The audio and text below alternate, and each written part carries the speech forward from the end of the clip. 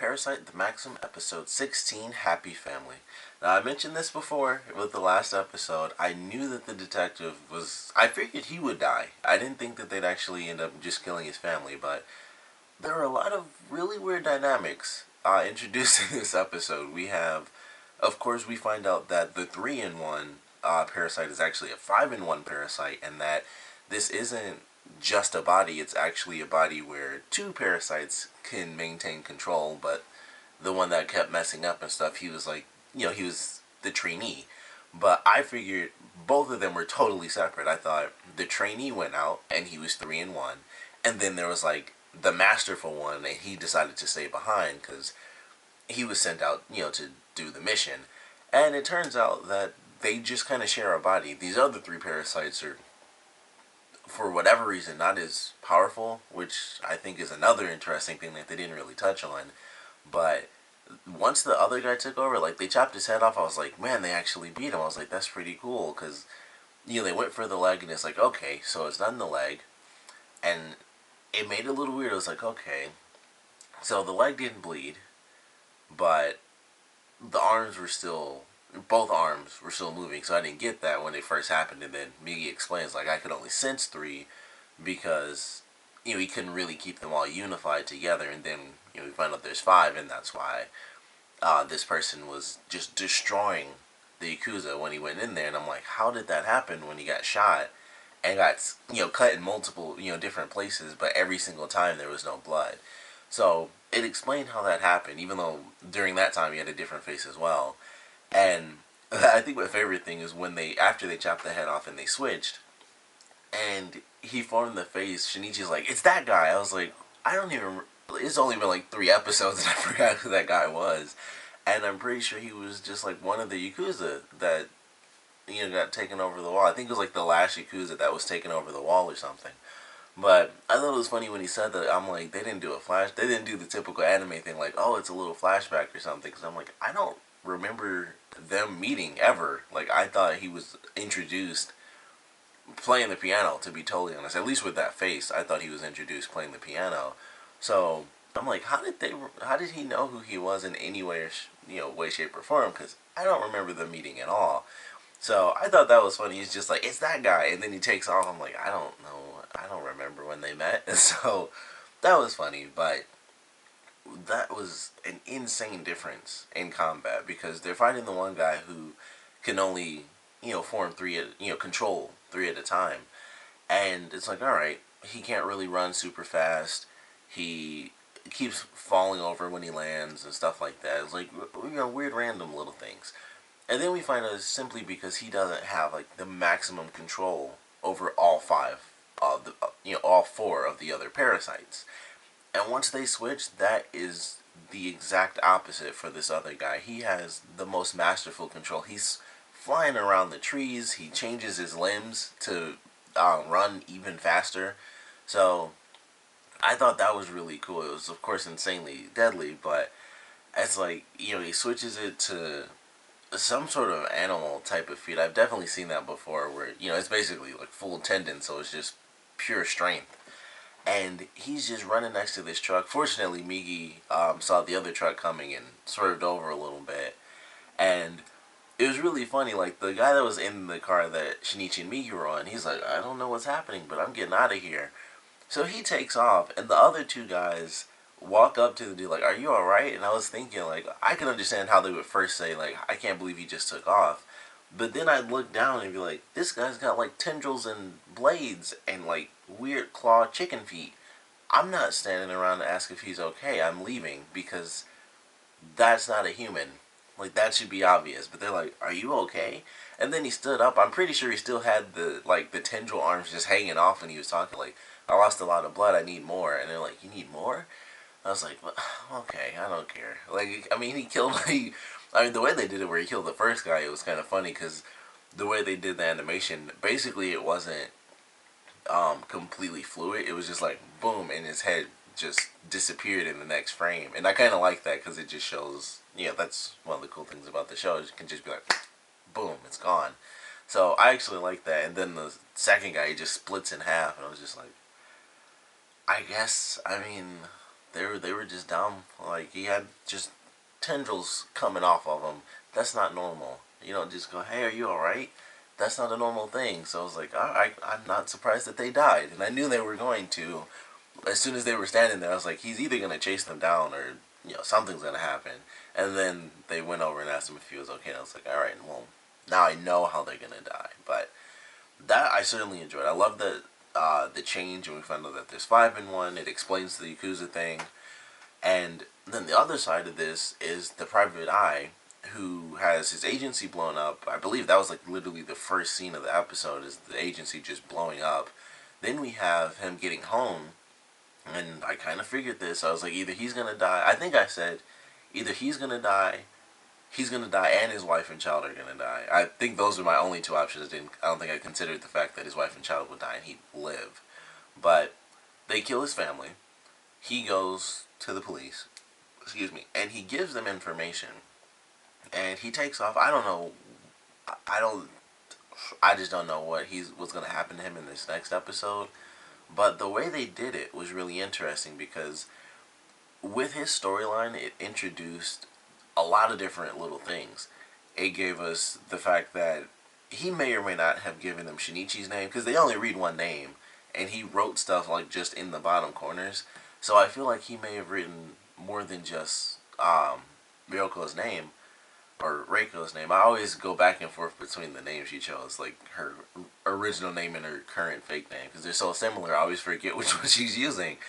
So he writes her name down, and I'm like, I feel like he would have wrote more than just her name, and probably would have put Shinichi um, on that piece of paper. And I don't know, I could be wrong, but it seemed like that's something that could happen. So that may or may not have happened.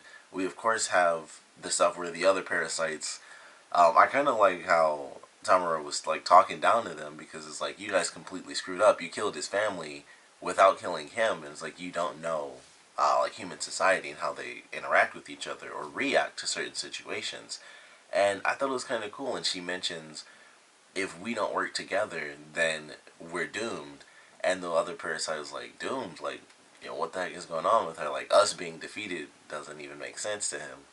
And he's freaking out like something's going on with her and they have to kill her. So the 3 people that she's been talking to, they go after her at the end. And she seems insanely unfazed. She's like, get on with it. And of course, that's the very end of the episode. But I feel like there's got to be something special there. I don't know if the private eye is going to get himself involved and get killed that way. I'm certainly wondering how she's going to end up surviving 3-on-1. And it really makes me wonder because she has like the long hair and that's how they always do her transformation. Like even in the intro, that's kind of her thing. So I'm really curious how that's going to play out, if she's even going to make it or not, because it's clear that she's changing, and it's very interesting because Shinichi and, Ryoko or Reiko, whatever, they have like a parallel thing. And I think they're kind of switching, where Shinichi's coming more like a parasite, and Migi's also becoming more human, but Reiko is becoming more human as well, but in a much slower sense, I think, and it's more of a, I don't know, it's more of a like conceptual type of way. Like Migi's becoming more human in a much more immediate sense, where it's like, we see certain moments where it's just very obvious, but for Reiko, it's just like, I don't know, like it's really weird. It's like her concepts are more human than anything else. Like she still does stuff where she'll just kill whoever, whatever she needs to do, but it's like her mental ideas and her concepts and stuff are far more human than they are parasite. And I kind of like that idea because it's not as big of a change, or opposite change like Shinichi, but it's still enough of a change to where other parasites are like, something weird is happening with her, and she still doesn't know about the baby, like how the baby is working and stuff like that. And it's just like, be quiet, baby shuts up, and all this other weird stuff. So there are a lot of questions that even she has that she can't answer right now because she has no clue what's happening with the baby or even herself really. So I'm looking forward to seeing how this fight ends because I don't think she'll die, and I'm really curious how she's gonna end up getting out of it when she's all by herself and she's fighting against 3 other parasites.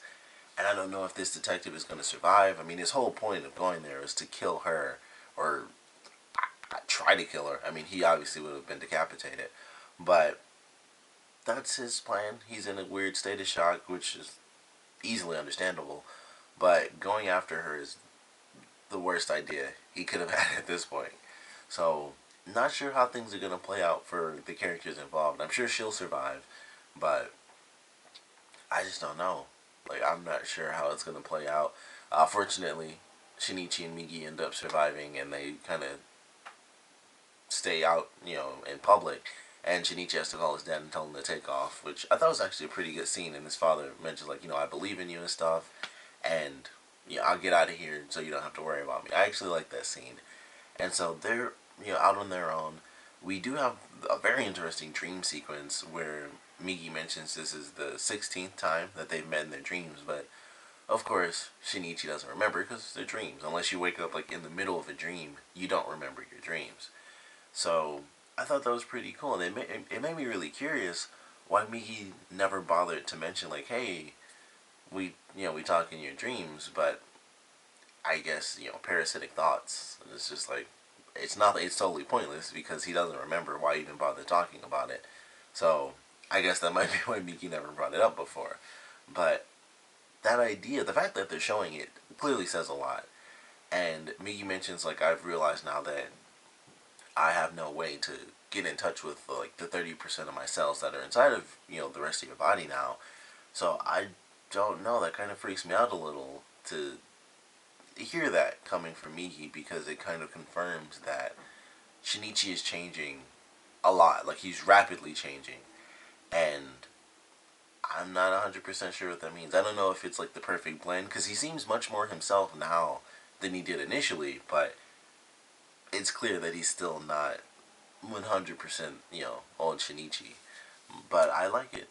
I kind of like the idea of how they're both changing and stuff, and just the way that they're kind of dealing with things is very cool. So I'm looking forward to this next episode for sure. Um, I don't know how this battle is going to end. That's what I'm most curious about now, because I feel like she won't die because she's way too important. Because if she died, Reiko, if she died, the baby would most likely get killed off too, because I feel like none of the other parasites care. Like, she seems to be the only one that really thinks about, hey, we could get answers here and get answers like this and bring his body back, completely whole. I feel like she's the only one that actually says any of that. Everyone else is just like, we should deal with them. Gotta deal with this. Well, gotta kill that person. None of them ever say, like, hey, we should probably figure out humans. Like, they, imbue themselves into the society. But other than that, they never seem to really focus on anything else. Like, hey, anatomical stuff. How are we different? Do the organs basically stay the same? They pretty much know that, but just anything like other sorts of stuff, and it's just like, they just don't seem to give a crap, and that's all there is to it. So I don't know, but I'm sure she'll survive. I'm very curious to see how, but of course, I definitely want to know what you guys thought about this episode. So please comment below. Let me know your favorite parts, your least favorite parts, and I want to know how you guys think the battle is gonna go. That showed up at the end of this episode. Who will live? Who will die? I feel like the private eye is going to find some way to get involved, but I think he might have a crazy, miraculous moment where he doesn't actually end up dying, even though he'll get involved with 4 parasites. I just feel like that's how they're going to do that, and somehow he'll end up surviving for whatever crazy reason. I don't know, but definitely want to know what you guys think about that, and what you, of course, thought about the episode in general. So please comment below, let me know, and thanks for watching.